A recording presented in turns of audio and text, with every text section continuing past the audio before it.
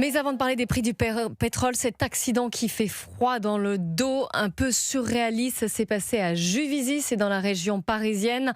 Un accident d'un bus qui est tombé dans la Seine. Charles Bouchin, vous vous trouvez sur place pour Europe 1 et vous êtes face, vous nous le dites, à une scène presque surréaliste.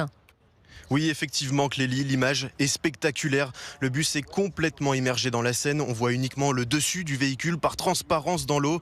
C'est ce matin vers 9h30 que la conductrice du bus, une personne en formation, aurait perdu le contrôle dans un virage le long des quais de Seine.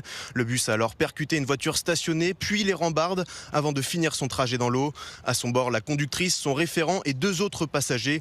Tous ont été secourus, notamment grâce à l'aide d'une habitante. Elle vit sur une péniche située à 20 mètres du lieu de l'accident. Moi, je me suis rendu compte qu'il se passait quelque chose quand j'ai entendu des hurlements et j'ai regardé par la fenêtre, j'ai vu des gens dans l'eau.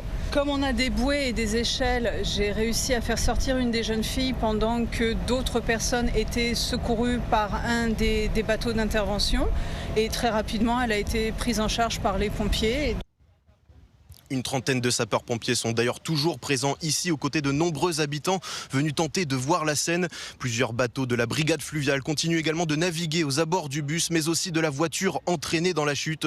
Christian Toussaint Duvaste, secrétaire départemental du syndicat Alliance Police, détaille la suite de l'opération. Il va y avoir la procédure d'évacuation de l'autobus et de la voiture qui sont dans la Seine pour pouvoir permettre la navigation à nouveau au niveau fluvial, puisque là ça fait des obstacles qui peuvent être préjudiciables à l'ensemble.